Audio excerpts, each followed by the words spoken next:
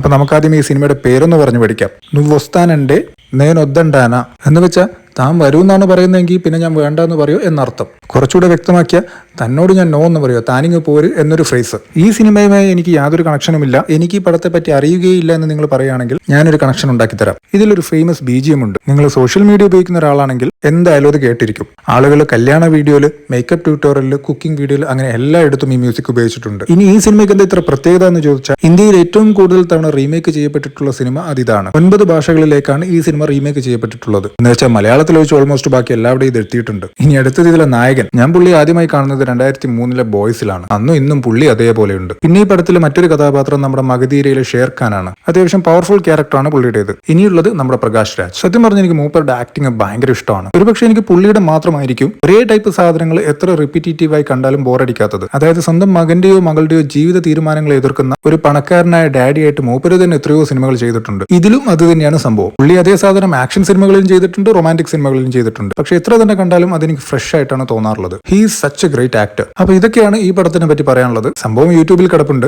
So ഒരു light hearted ആയിട്ടുള്ള വലിയ ബഹളങ്ങളൊന്നും ഇല്ലാത്ത ഒരു തെലുഗു റൊമാന്റിക് സിനിമ കാണണം എന്ന് താല്പര്യമുള്ളവർക്ക് ഇത് കണ്ടു നോക്കാം.